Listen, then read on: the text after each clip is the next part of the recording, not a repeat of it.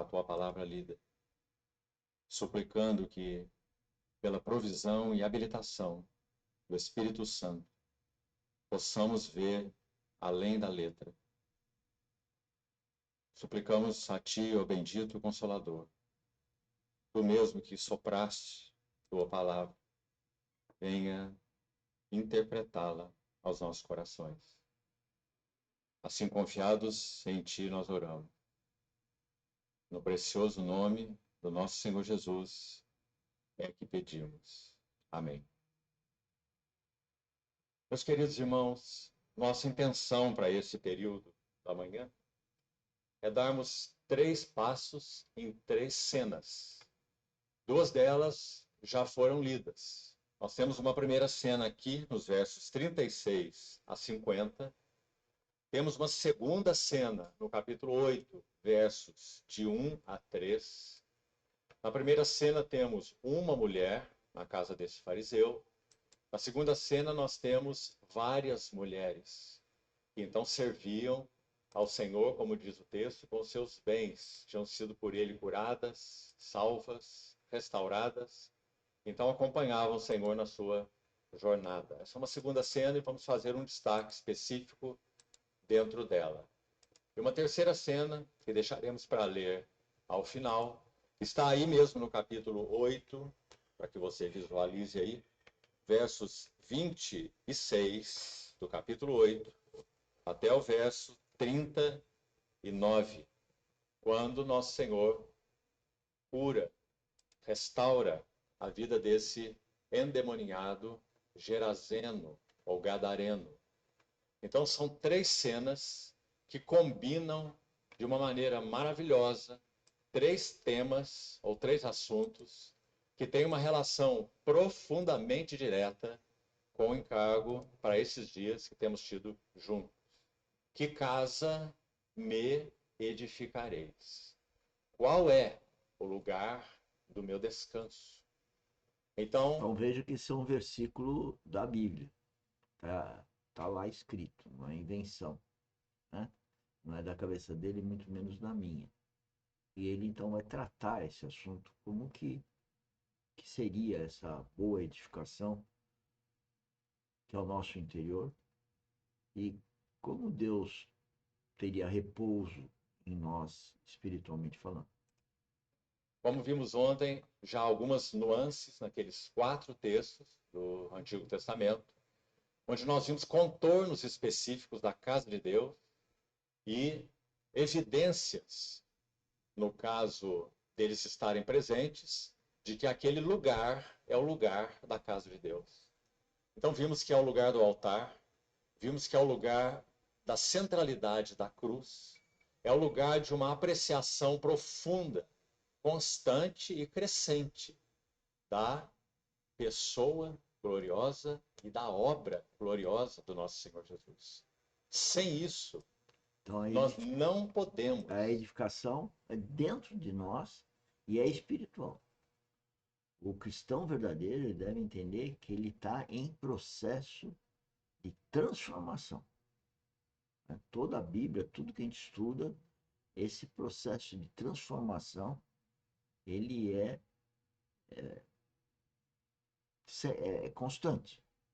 E aí eu diria que qualquer um para conferir se é cristão verdadeiro, verifica se de dentro dele, de coração, ele muda, ele deixa costumes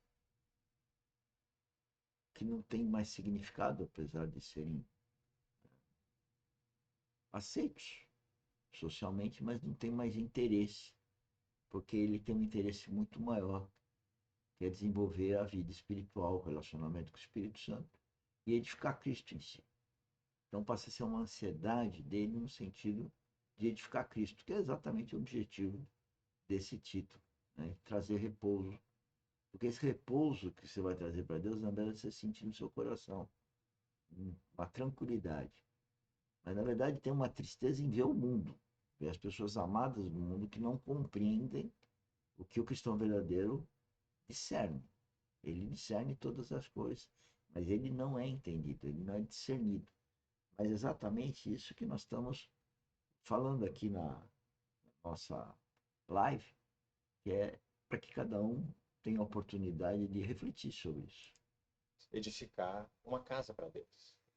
Você se lembra que as bases do tabernáculo que sustentavam as colunas e cujas colunas sustentavam aquele linho fino que rodeava e que fazia a cerca externa de todo o ambiente sagrado, santo lugar e santo dos santos, edificado ali dentro, as bases dessas colunas eram de prata. E prata na Bíblia sempre tem relação com a redenção. Então, sem esse fundamento da redenção, não apenas conhecido intelectualmente, você pode saber tudo sobre, por exemplo, o significado da redenção e o significado da justificação pela graça por meio da fé, o significado da propiciação e termos que têm a ver com a redenção. Mas isso não significa que a pessoa de Cristo está sendo apreciada. Sua pessoa e sua obra. Então, meus irmãos, sem esse primeiro fundamento, não há casa para Deus. Crescente, constante e cada vez mais profunda apreciação da pessoa e obra do nosso Senhor. Consequentemente, nós vimos que altar também fala de consagração, porque o altar é onde tudo é oferecido para Deus. Então, esse é um sentido paralelo, além do sentido objetivo da cruz de Cristo, sua pessoa, sua obra. Altar também fala de consagração. Também vimos naquela cena com Davi, uma cena impressionante, que naquele mesmo lugar onde Abraão levou seu filho, Moriá, Olha que Davi, interessante, vivendo aquela né? Isso. experiência dramática, compreendeu que era ali que deveria ser edificada a casa de Deus. Esse ali significa, sobretudo, o lugar, a eira, onde a casca era separada do grão. Ornã estava ali na sua eira, debulhando o trigo. E então Davi experimentou, vivenciou aquela cena tremenda do anjo embainhar a sua espada, deixando de executar o juízo sobre Jerusalém, mas executando ou queimando aquele sacrifício com fogo do céu sobre aquele altar. Então ele compreendeu de alguma forma que na casa de Deus a misericórdia triunfaria sobre o juízo.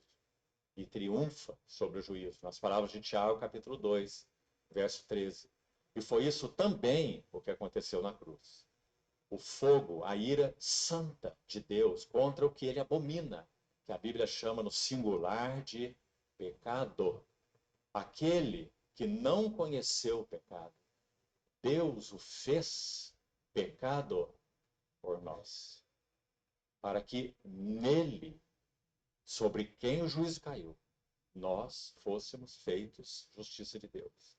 Então, nele, na pessoa do nosso Senhor, o Filho Cordeiro, o juízo foi executado e por isso, então, a misericórdia triunfou no que concerne a nós sobre o juízo. Por isso que eu falo que nós devemos estar aos pés de Cristo, porque Ele nos salvou de uma vida de 100, 200 anos para uma vida eterna, mais um corpo glorificado. Mas anterior a tudo isso, com o amor que Ele tem por nós, nós não vamos encontrar ninguém que tenha esse amor.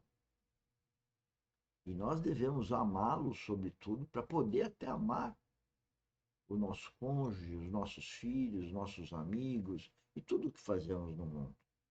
O primeiro, o melhor amor é Jesus Cristo. E ele veio há 2000 anos e deu essa prova, dando a vida para a gente. E dando a vida espiritual, qualquer um de nós que nasce em Cristo, que vive em Cristo. Por isso que agora no Natal, não desejei Feliz Natal. Feliz Natal é uma coisa do mundo. Mas eu desejei uma feliz vida em Cristo. Porque é o que eu tenho que desejar a todo mundo, uma feliz vida em Cristo. Né? Diga-se passagem, agora, dia 1, 2, 3 do ano, nós vamos fazer, se Deus quiser, 3 lives para falar em frutificação. Que Deus quer que a gente frutifique. Se nós não estamos frutificando, nós somos o problema. Não é governo, não é os pais, são os filhos, não são os negócios. A gente não frutifica espiritualmente e, consequentemente, não vamos frutificar nesse mundo. Porque esse mundo é decorrência de como Deus nos governa para passar por aqui esses que sejam 100 anos de vida. Porque a justiça